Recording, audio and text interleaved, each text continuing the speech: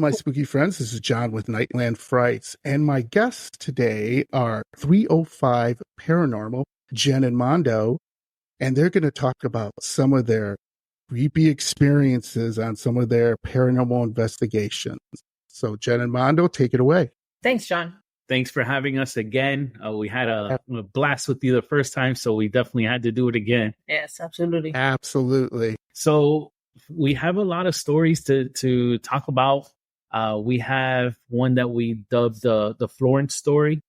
We have an investigation that we recently did in Clay County jail, which we can talk about that one first. It was our first time that's what we found interesting. Not a jail, because we've done a jail a bunch of times, but it was a jail that had a courthouse in the same premises. So that was what was cool. It was within walking distance, the two. Our time in both locations was awesome. So we did the jail, and the jail, we were getting a lot of activity. Yeah. When we first even walked in, and they gave us kind of a quick walkthrough, because it's really tight as it is. But it does have I forgot how many cells, but quite a few cells, but it's still small inside. I stayed downstairs because I was just doing B-roll footage, and in the females quarter, which is where I decided to do an Estes session down there, I was reading, they have plaques on the wall, like, just history. And I was reading, and down the end of the hallway in the women's quarter, it was like a lady going like, some weird noise, like a humming noise. And I started hearing a lot of like, there's the two back rooms, and maybe they were like solitary rooms, and they face each other like this. One of them is full of like, I don't know, maybe like park tables and like chairs all folded up. They use it as storage. It's packed. There's nothing in there other than that. And then the other one is empty. Right across from it, it's just a seat all the way in the back of the room. And then I couldn't tell which direction that sound came from, but it was a woman's voice very clearly, like she was humming or doing like a tune. And I went back there, and so we got back there on the left-hand side, the one it's full of tables.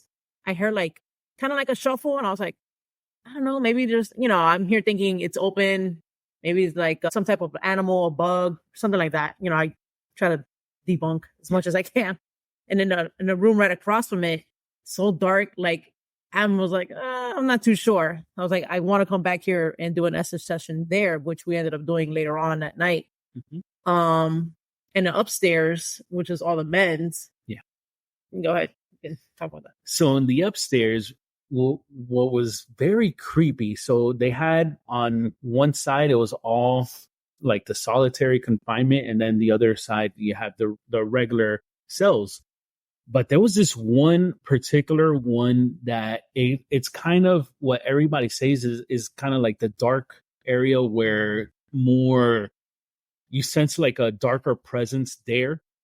So we, at one point when we were investigating, we had Jenny in one of the cells, and I was kind of like in the hallway, kind of sensing, but I wanted to be more in front of that darker presence cell. And I kept hearing a lot of like tapping noises and what would sound like a flick. All the walls were metal and the bedding was metal.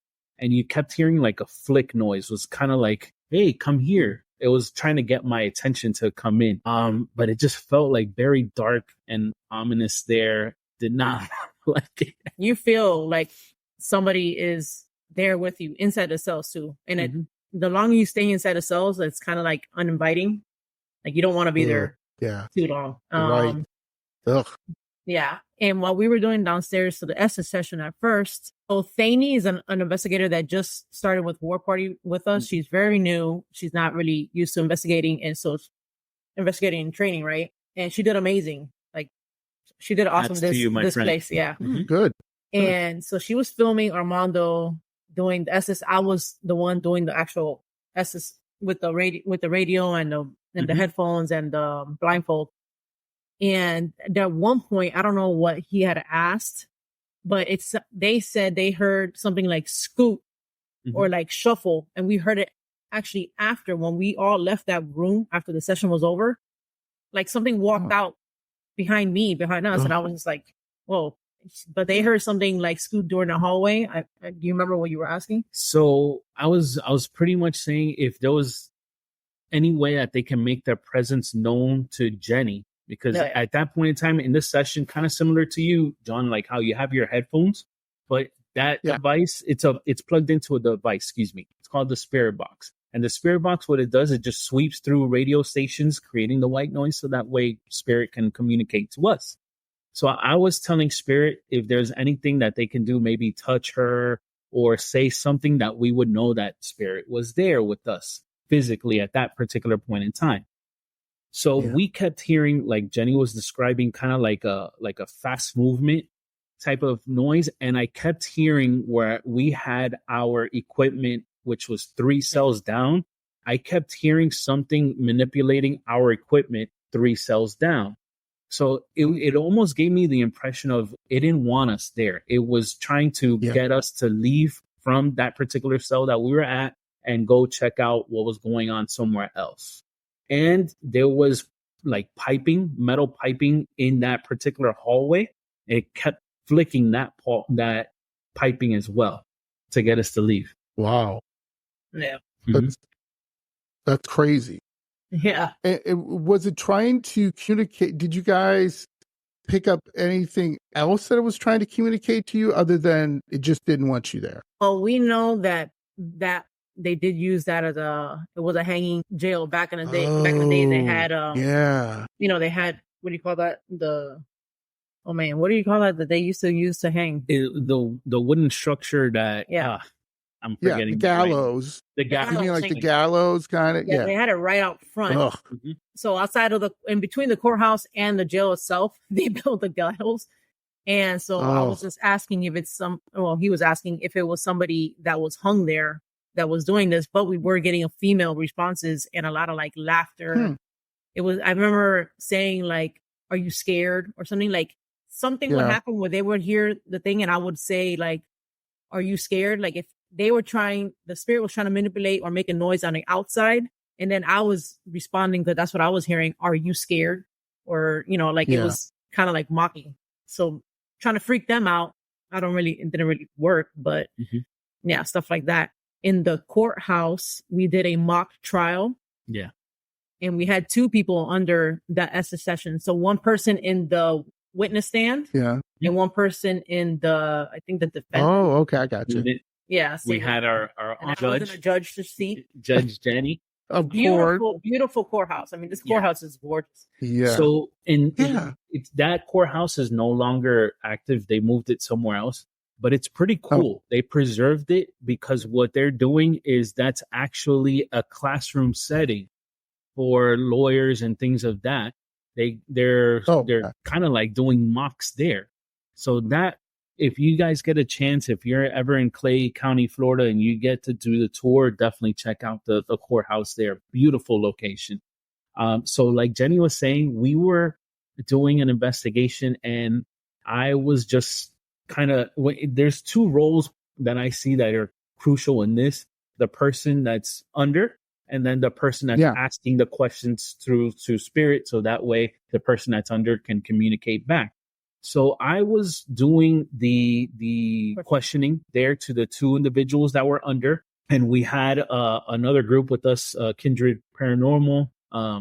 They were with us. One of them was under, and then the other one was asking questions. They were kind of the defendant's attorney at that point in time. Right. Their lawyer. Oh, right, so right. It was just awesome. We were getting great responses. And at one point, which was awesome, it seemed like both individuals were talking to each other. Yeah. So like the person who was the witness stand was like almost referring to that table and saying like they did it. Sometimes I mentioned something about being poisoned or abused and stuff like that. Wow. And then the person who was sitting at that table, at the other table, was like, well, I'm sorry. I didn't mean to, or they just kept saying like, I'm sorry, because they knew they were going to get stuff like that. Yeah. Oh, wow. So it got pretty intense at one point. Yeah. Really. It was pretty wow. Pretty crazy. That's pretty amazing, and that's a really interesting thing you guys did. I've never heard of that. That's I thought it was awesome. pretty cool. As soon as I was like, let's do a mock trial and have them both under, That's and they're like, genius. yes. That was I just love one that. opportunity you The win. cannot pass up. You know, I love it. Okay, I'll definitely check that out. And there was a, for the folks that are watching, and I'm going to be sending this to John so you can see it more clearly. But so Thani, back at the jail, we were taking pictures and videos just of the cells and stuff. And the cells they just look like this, you know, it's metal, concrete, your typical. And that bed that she just showed you is where I had all of our equipment lined up, and that's where they were manipulating it on that bed. She's going to show you now. I had the equipment there, and so somebody was going through a bag while we were doing the S's. And so she was walking through, and she was taking a video. During a video, she saw what she thought something had caught. Like, it just looked like weird to her. And she asked me, she took a screenshot, and she asked me if it seemed like anything. And I was like, all right, well, I will check it out. Then the more, when I started playing with the images, I was like, oh, yeah. I was like, I can see the hat of an older man there. He's wearing a black top hat. That's cool. Wow. Can't really see it right there, but the hat, this is a beard, and he has like sunken eyes. I wish you could see this, how it looks like, not through here. That's why I'm going to send it to you. Yeah, that's amazing. Right? Mm-hmm. So you can see the long, like, white beard. Yeah, he had that style back in the era where this place is. I can't believe your phone picked that up. I mean, your camera phone picked that up. Usually it doesn't. You know, we pick a lot of stuff with the camera phones, believe it or not, guys. This is one of your best tools, and you have it on you all the time. Yep. Oh, we tell that to a lot of people in the events. Yeah. And what we just tell people is, if you're going to do that, awesome. What is recommended is you stand completely still and you do burst shots. So you take like 4 or 5 pictures, but do not move, because if you move, then you're kind of like, it's not the same angle, so you can't really tell. If you're perfectly still and you're taking these pictures, then you know for sure it wasn't movement. You didn't move out of place. You got whatever. But you see the sequence. If something's manifesting itself, you're going to see the sequence of that happening. Wow. That's mind blowing. My best one that I took, we were in the Devil's Tree, and I snapped like a burst shot of 5 pictures, and Jenny was doing the Estes at that point in time. The spirit that manifests right next to her shoulder, we kept seeing the face coming out like more clear as the progression happened. Really quick. So that man in that jail cell he has like that style of hat. As soon as I saw it, I recognized it. And his beard. Yeah. Well, I looked up, picture back then, and then it's the same. That hat, all that white, those are beards. Amazing. That's how they had their style back then, which is crazy. And it fit. He was just there, so who knows what he did? And maybe he was locked up there for a time. Or maybe he was even one of the sheriff there at the town. I don't know. Sure, but it was almost even a face right behind him. Yeah. But so when I send you the pictures, you'll see that it's him, and then there's another face that's kind of like right here. So it's like, oh, that's crazy. And imagine in a jail cell, it's like crowded in there. Mm-hmm. Yeah. And that was awesome. Well, before leaving, because I know we've talked about it before, I seen spirit. We were congregating in a parking lot. Now we were talking about like our experiences and stuff. Everybody, before the night ended, while we were packing up, there's a big tree in the middle of, between both the courthouse and in the jail. And I was thinking, I was like, did they use that tree to hang? But he was like, no, they used the gallows or whatever. But maybe, because I wanted to ask if spirit was stuck on that property because of how they died. I was just wondering to know about the afterlife, about that. Like maybe that traumatic experience is what had them stuck there. There was one spirit that said yes. I can't remember his name right now, but he was there because of the hanging. I specifically asked. I know that I had the specific name that was somebody who was hung there, and I kept asking for him. Yeah. And he was saying he was there because hanging. That's what one of the girls on the SS session said. This is while we were in the courthouse. And I was like, all right. So prior to us leaving, I did see myself. It seemed like two men, one behind. So the main tree that's there, like one of them was behind the tree, like kind of like out, like looking out. And there was one right flat in the middle of that. I don't know, I wouldn't call it a garden area, but the field, one there. And while we were pulling out, I don't know if it was the same two that shifted over to like by in front of our cars, or if it's just maybe some other spirits that are there. But there was like, they were watching us leave. Like I seen him. I was telling him, I was like, dude, I just saw like a guy just standing right there. Like, so that jail itself, highly active. Probably one of the more active jails. I thought Hamilton was active. I think we talked about before. But this one is like kind of went up a notch. It's crazy. Oh, most definitely. And that was the Cook County Jail. Is that correct? Clay County. Okay. Clay County. Okay. Yeah. All right. That's something. We went up there with another paranormal team that we're friends with, Black Smoke Paranormal. So huge shout out to them for inviting us there. An amazing location. Definitely check it out. The Clay County Jail. So Clay then County next, Jail. Our next best story that we had since the last time that we spoke. That's the one that Jenny and I just dubbed it the Florence story. Yeah. So this happened in April at Old Davie Schoolhouse in Davie, Florida. We do an event there, and this was an event night, not a private night. And we had guests. So one of the guests, to start that off, we were in charge of hosting a house. It's called the Walsh House from the Walsh family back in the 20s. And while we were setting up, this guest, her name is Jennifer, and her friend's name, I think, was Nicole. Mm-hmm. So they just came in, checked out, and they were just hanging out with us. Like, hey, what's this equipment? And just talking to us like that. And I was setting up a laser grid, and they call it like a tea room, because they use that house as a venue for wedding venues. Correct. So that's the bridal suite. Let's put it out. And so I was setting up a laser grid, and Nicole was taking pictures. I was on the other side of the room because it has a double entrance. And I was running I had a spirit box playing at the same time while I was setting up. And Armando was in another room by the kitchen. I don't know if you were even there with anybody. I was at that particular point in time. I was with a teammate of ours, and I was just setting up a spirit box session with a portal that I had built. In that particular device, you kind of have to like tune it, because even though you've already tuned it in one location, you take it somewhere else, and the same settings do not work. So I spent a good amount of time just tuning it right. Just hear it. Okay, bam, I have it perfect.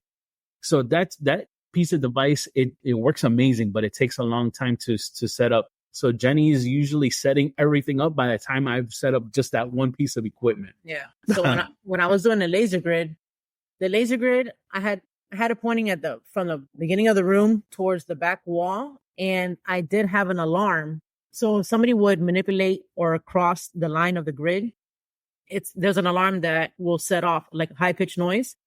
So I put that there because we were going to mainly be in the kitchen area. So we would hear it from that area, and I would go to see like who was there, who touched it or whatever. Because we can hear people going in and out of the house. So really there was nobody there. So I was setting that up, and I kind of sat there for a while. And the two ladies were asking like, hey, Spirit, can you touch the device, or can you show yourself on a laser grid? Can you touch the cat ball? The cat ball will go off a little bit on the tables. Mm-hmm. And that's what got them going. So the ladies started taking pictures, and later on we come to find out. So this is like laser grid tables, right? Nothing too crazy there. And I'm sitting there tuning the device. And she took a series of pictures. Now, this is one picture. I'm going to show you me. Right. So this is me. This is our guest, Jen. Okay. And then this person right here that nobody saw was an apparition that showed up. And according to her, according to her, that's her grandmother. Like she saw it and she immediately said, that's my grandma. So we didn't know that at the time. I did have it in black and white also, so you can see it. Oh, whoa. It's creepy. Wait till you see them. Wait till you see them. So this is amazing. So we're like, okay, so how do you know this spirit? So then she's like, well, I know the spirit because that's my grandma. And my grandma used to dress like that. My grandma used to wear a lot of like the plain jewelry, things like that. And she would dress a lot in these types of dresses that had like this white, like frill, like lace type of thing, which in the picture you definitely can see it. Jenny will show it to you now. I think you could probably see it better. Like, so this is the second picture sequence. It was like walking away. Oh, wow. So here you can kind of see like, this is not, I don't think that's a shoulder. I think that's like, lace here, like different color. Yes, you can. Yeah. So you definitely can see it. Here, we got that. That was amazing. The three of them, they come to the room where I'm at and they tell me what's going on. This is awesome. So then we decide to do an EVP session. So we're doing the EVP session and I tell her, the Jen, our guest, to hold the one of the recorders. I'll hold the other one, and I was close with her. And we wanted to know if that was Jen's grandma. Yeah. So got to, during the investigation, we were able to ask and got confirmation that was her grandma. So then we ended up getting the name Florence. And she's like, Florence, that's my grandma's name. Yeah. So boom, we already knew we were talking to grandma for sure. Yeah. So then that was when you decided, hey, let's stop doing the EVP session and let's see if we can get her to talk to grandma directly doing the Estes session, right? She did an Estes session, yeah. So we had her sit in the room. We had her set up with the headphones, with the spirit box, and she's not going to be able to hear us because she's hearing the device and it's just sweeping radio sweeps. Yeah. Creating that white noise for our spirit to be able to communicate through. And she has her blindfold, so she cannot see what we're doing. She can't hear us. So she's just there saying whatever spirit does, whatever her experiences, she feels sight, hearing, or feeling. If she gets touched, she's going to let us know. So I go ahead and have her set up.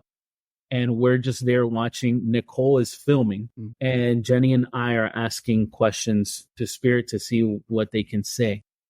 So Nicole actually decides to ask a question. She's like, can you say something that we will know, Florence, that it's definitively you?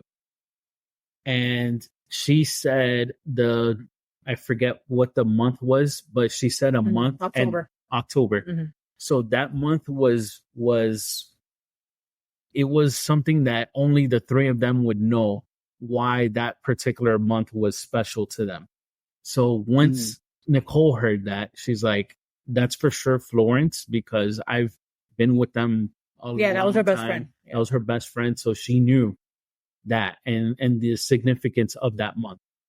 Yes. Also, another thing that was happening, I can't remember what we had asked, but the response that Jen has said through that what she heard through the spirit box was babe. And then she like a commentary right after she said babe, she goes, my grandmother used to call me babe. So so there was another time where we said something else again. And then I guess Florence had said babe. He had asked, are her parents okay? Or are they with you? And I guess just as a comforting thing, like, yeah, like babe, maybe she heard yes, babe or something, but she definitely heard babe. Like, yeah, like confirming, we're trying to make her feel better. So basically, before we started that session, she really wanted to know if her parents were okay because her parents had passed. And that was kind of like making her feeling sad, So I just had the idea, hey, Florence, if you have seen her parents or if you know they're okay, just do us a favor. If you can, please tap her on her right shoulder just to let us know that Jen's parents are okay, that you've seen them, that we know they're good. keep in mind, Nicole's recording the whole time. So Jen, right after she kind of does like this movement, like brushing something off, like something bothered her, like something touched her. Oh, that's amazing. It didn't freak her out though. It did not freak her out. Oh. And what she was telling me was, this was another really cool thing that happened too. She said, I kept hearing like Spanish music. And she's like, it kind of like dawned on her. Grandma was buried, final resting place in Puerto Rico. Yeah. Oh, okay. So that made sense. The Spanish music. Yeah. That all makes sense. She kept hearing that, and she's like, these it's Spanish music, but it was songs that were familiar to me. These were like songs that I knew. Right. So right. It was neat experience. Oh, wow. Just that. I've done this a bunch of times, and I kind of was like shocked. I was like, did that just happen? Like, she just tapped her shoulder after I said that. Like, please tell me you caught that, Nicole. And she's like, I got it. Right. Like, I'm recording. Right. And she felt, Jen, once her session was done, she felt like happy. Just her demeanor changed. She was happy. She didn't feel depressed anymore. Nicole couldn't wait to show her the video, and she was just, she was happy to know that her parents were okay. Yeah, right. She was. I love that. I would say sad, not kind of sad, because her parents had recently, in the past few years, had passed away, but her grandmother had passed away like 15 to 20 years ago. But she says she's never felt like she never felt like a presence of her parents, or maybe signs of them. So that's one of the things that she was talking to us about, just in the paranormal world or whatever. And then this happened, like this whole night unfolded for her in that way. So I was like, and she said, I've always felt like my grandmother is the one that's always been with me, even though not my mom or not my dad. And I was like, that's fine. They're, that doesn't mean they're not with you, but this is who's with you at all times, So it's very touching. It was amazing. very nice how all of that happened for her, like showed up, confirming for her in the different devices, the EVP, the spirit box, a crazy camera footage that I couldn't even believe that. I mean, that was insane. Yeah, that's just unbelievable that you could catch something like that. It's very rare. It was her best friend that caught it. So that's another thing too. And that's the thing. It was of course, like, we were happy because of all the evidence that we were getting, but we also kind of took joy in that we were able to get that information across to Jen. Like, she needed that, and I'm glad that we were there to help her with that. Like, capture that. Let me tell you, like, the good deed of the day, that was our good deed of the day that day. We got it done, and she was so glad happy. we did.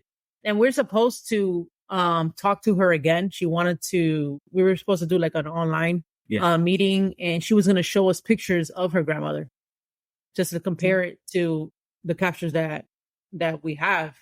We're still trying to set that up. So there's that. But I wanted to see what she looked like, after seeing that. Yeah. Right. So.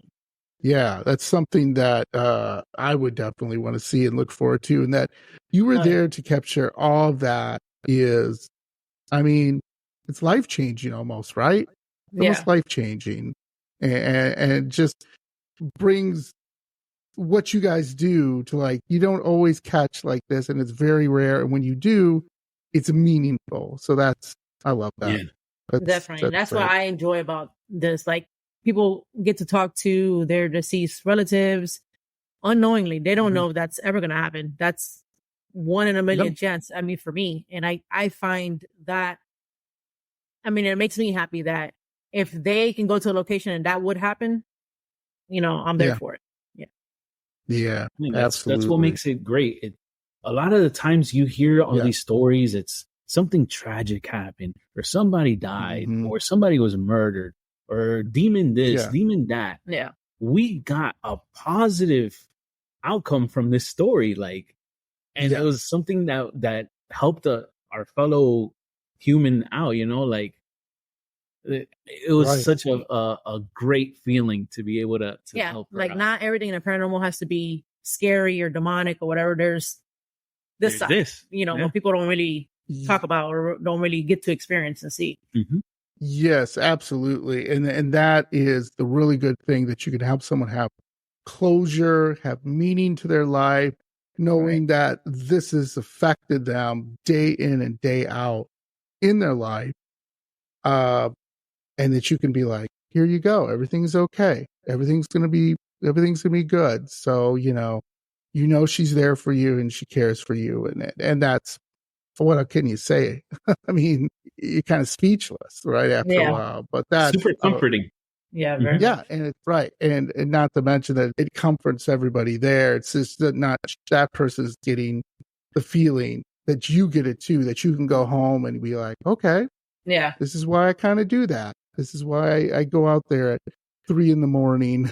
and spend all that time in haunted places that sometimes I don't get anything, or I'm, sweating and having the equipment's not working and the batteries got drained and everybody's like, can we go home? That is like, this is why we do it.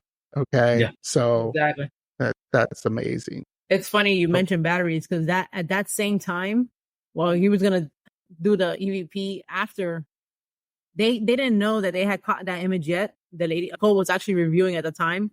I was trying to put batteries in this one piece of new equipment I had, and it wouldn't go in there. And I was like, I was fighting with the equipment. I was like, damn, this is not working. I was like, I really wanted to use this. It's the first time I brought it out. Literally and I couldn't use it that night. But I was actually bickering about that, fighting with the device I had, and I had to end up shipping it out and getting a new one back, and that one works, thankfully. They had a defect, I guess, on the other. It was something with the spring. So the spring kind of wouldn't hold the battery in place. Yeah, they would just pop. And it would just pop out. You would think you would have it, then you put the lid back on, and then you just hear them like jangling all over. It was the worst. But I'm very glad we got it. Yeah, in the meantime, everything else was happening at the same time. And now it works great. It's a welcomed piece of equipment to our arsenal. We love it. So the next one that's awesome. Talk about was Furniture. Go ahead.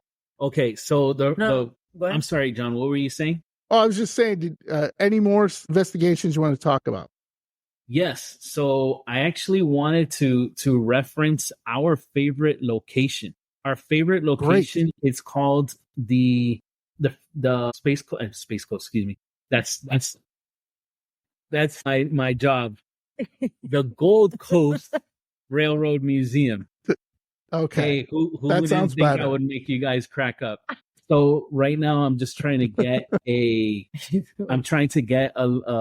just a piece of information as far as when it started. But okay. So it's housed in Miami, Florida, here where we reside. It's called the Gold Coast Railroad Museum. Our favorite location here in South Florida, like I was mentioning. It's a train cart museum.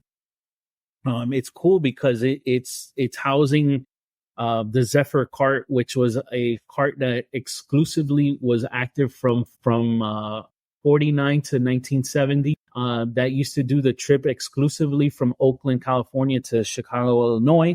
There's the dining cart that's behind it, and then the other cart that we investigate quite a bit is one that's conjoined. It's the front half is the Ferdinand Magellan, and the second half is the medic cart.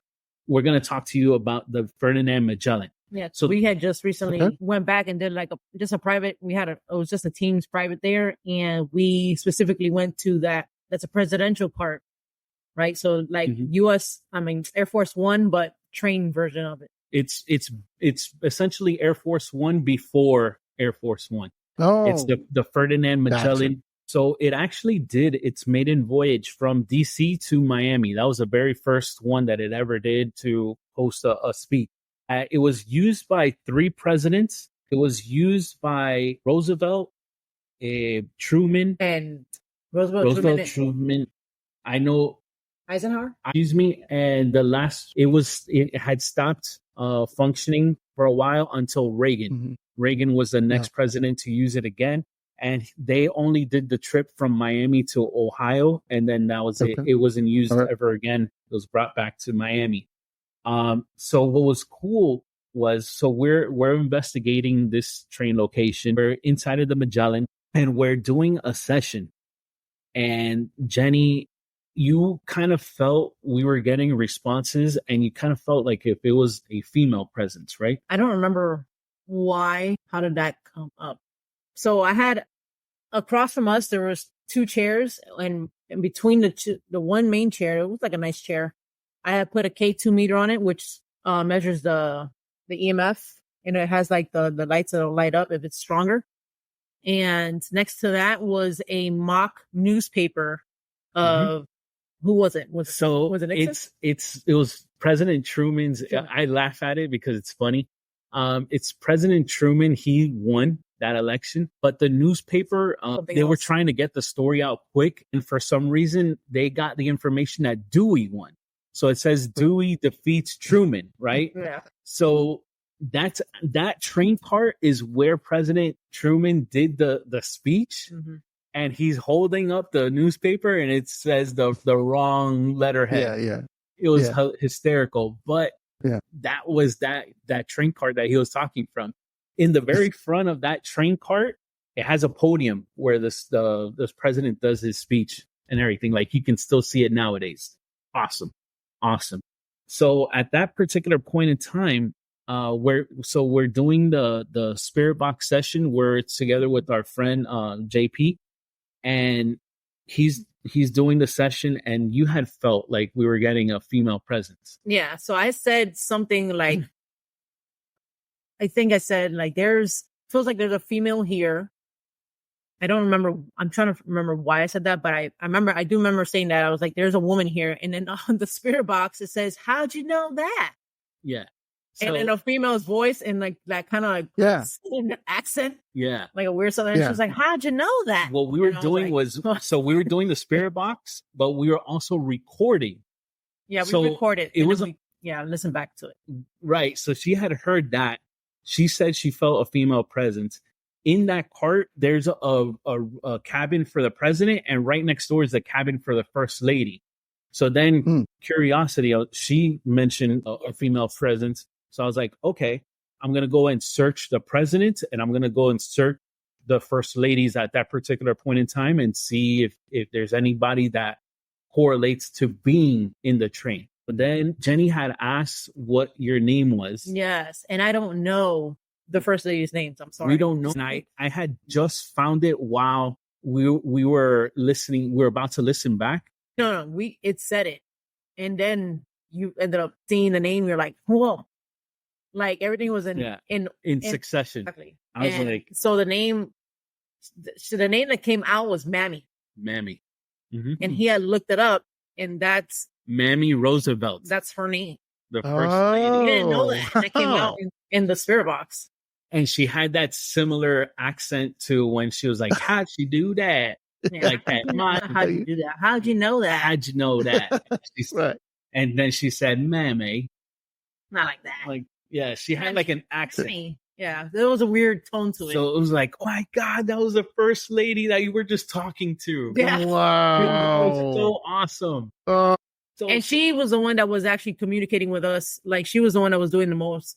Every time we were talking a particular president. I think it was Eisenhower and Truman. Mm-hmm.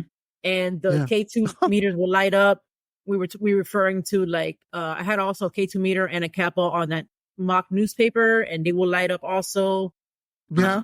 And everything, she was answering us also, not only through the box, but through the lights. If she was like, yes, like the lights would like shoot up all the way to like red, which is, you never really get that. Everything that we were saying that was factual, she would confirm it by lighting it up. If she liked it, or if she was like confirming like, yes, like she would shoot those lights up. And we were like, okay, so this is you, like, yes. And then she said the name, and it was just insane. But that cart is where we had done almost 2 years back, where it was just us two, and we were there overnight. And that's the cart where we were sitting outside in like these picnic benches facing that cart. He was facing one direction, I was facing towards the cart, and I saw like what looked like the flashlight sweeping inside, like a CIA agent or like a Secret Service agent sweeping inside of that cart. So that was in that same cart. We just never investigated it. because it was closed at that time. They don't really open that cart, but they had opened it up for us this time around where, the team was there. So I think we did speak to maybe that person also. We spoke to somebody because we told them now, even again, like, thank you for serving. Yeah. So there was from the previous time that we were there, we had spoke to it was a CIA, right? Like a Secret Service. It was a Secret Service agent that had passed he gave his life for the president. So we thanked him for his service. Very respectful, very nice. Because they died in the line of work. Right. So we appreciated him for doing that, and didn't we get "You're welcome," or it was something to that effect, like "You're welcome" in response to saying thank you, and the lights were lighting up as well. This time around with the presidents, we were telling them, sir, thank you for your years of service, and we're getting. And he responded back, thank you. Thank you. Yeah, like saying thank you. Wow. Yeah. Like somebody of such powers, and just to say a couple words to us, that meant the world. That was awesome. Yeah. You're still doing good things even though you passed on, So funny. Yeah. We had first started that evening. We were the first people to go investigate that cart, and then we ended up leaving after we were there for maybe an hour and some change. And then other people went inside there. They didn't get the experience that we had. Like, the other people were like, get out. Completely shifted. Yeah, the shift. Oh, really? The energy was like not there. Like they were telling them to like F off, get out of here. They ended up feeling sick to the point where they had to leave the cart. The one person felt like they were like she was being choked, basically. I was like, what? I was like, we were in there. Like that, none of that happened. So I don't know what that was about, and to me, it's just everybody's energy. Everybody, you carry your own energy on top of that. So that also affects the investigations. So when we do events, maybe one group, when they come in a room, Spirit's not going to talk to you or whatever, because maybe they just don't like that energy in total that's in there. Or maybe they just don't feel like they're respectful or something, and they just don't want to communicate with them. And then the next group comes and it's like full of kids. Kids get the most like responses and everything. They're just that light energy, and they get responses, and they do talk back to them and stuff like that. So, that's another thing that a lot of people don't really think about, but it does happen a lot, because I was thinking, like, we were there. We didn't get choked. I mean, the freaking Mammy came out, and I didn't even know that lady's name. Yeah. She was talking to us. She was confirmed. Like, she was sitting down on that chair with us, having a conversation. The Secret Service guy was there talking to us. Like, all of that was happening. And when they were there was like, get out, F you. They felt like they were getting sick. They had to like actually leave. Like, all of them, they were like, they had to take a break for like at least 40 minutes because they felt like they were being choked. John, how do you go from like us getting full sentences? Positive, like this Mammy was super cool. Like when I was reading that, like she was responding to us, but this lady, she took that train from Connecticut, and she was going to go to the USS Nautilus. The USS Nautilus was cool because that was the first submarine that was nuclear powered. Right. Like she was doing like all these cool things, and we're talking to her, and she's responding to us with sentences pretty much.